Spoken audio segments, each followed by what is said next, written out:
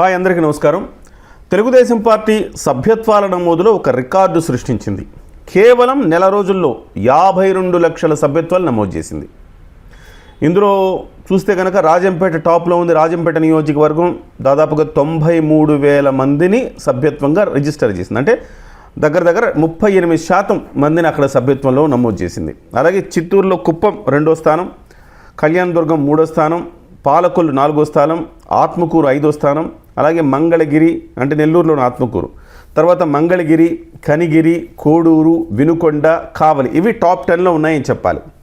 ఇందులో ప్రధానంగా చూస్తే కనుక మంగళగిరి లోకేష్ గారి నియోజకవర్గం, అలాగే కుప్పం చంద్రబాబు గారి నియోజకవర్గం మినహాయిస్తే మిగతా 8 కూడా ఇతర నియోజకవర్గాలు. ఆల్మోస్ట్ చూస్తే కనుక ఎక్కువగా రాయలసీమ నియోజకవర్గాలు కనపడతాయి. రాజంపేట, కుప్పము, కళ్యాణదుర్గము ఇవి ఈ 4 వచ్చేసి రాయలసీమకు సంబంధించి, అలాగే ఆత్మకూరు, మంగళగిరి, కనిగిరి ఈ కోస్తా, కోడూరు కూడా రాయలసీమ కిందకే వస్తుంది. 5 రాయలసీమ కిందకు వస్తాయి. కోస్తాకి ఒక 4 వస్తాయి. కేవలం అంటే ఇటు కోస్టల్ బెల్ట్లో అయితే కొంచెం స్లోగా ఉందని చెప్పాలి. అంటే గోదావరి జిల్లాలు ఇటు అంటే ఎక్కువగా జనసేన సభ్యత్వాలు ఎక్కువ అవుతాయి కాబట్టి బహుశా అక్కడ అందుకోసం కొంచెం స్లోగా ఉందేమో అనుకోవచ్చు. అయితే సరే, ఇక్కడ సభ్యత్వాలు ఇంత వేగంగా నమోదు కావడానికి ప్రధానంగా ఒక 3-4 రీజన్స్ చెప్పుకోవచ్చు. ఒకటి, సులభతరమైన ప్రక్రియ. వాట్సాప్లో మెసేజ్ పెట్టినా, మిస్డ్ కాల్ ఇచ్చినా, మొబైల్ యాప్లో రిజిస్టర్ చేసుకున్న వెంటనే సభ్యత్వం నమోదవుతుంది.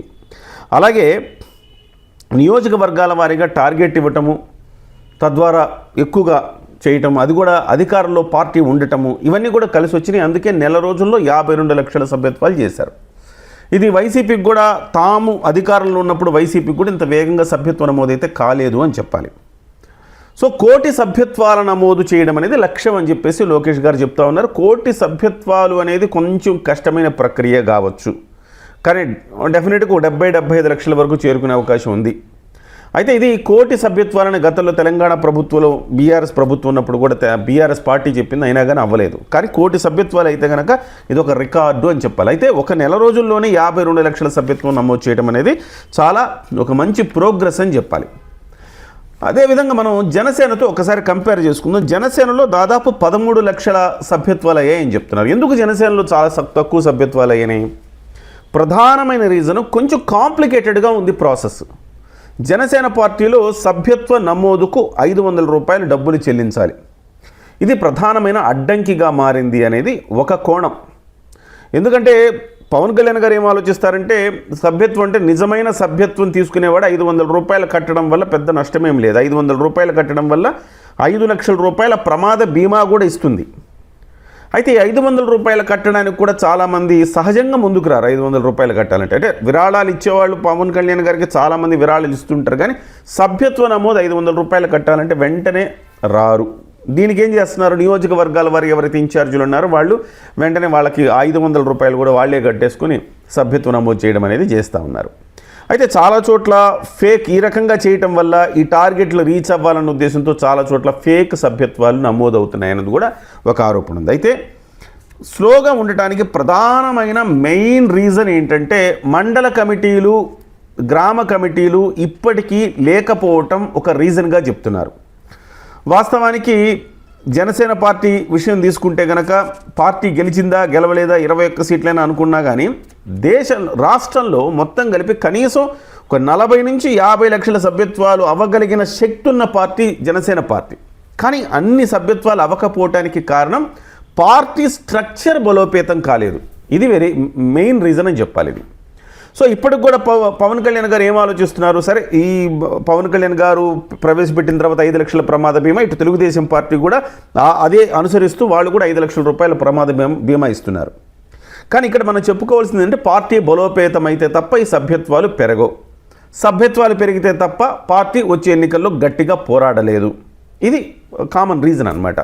ఇది ఒక సమీకరణం.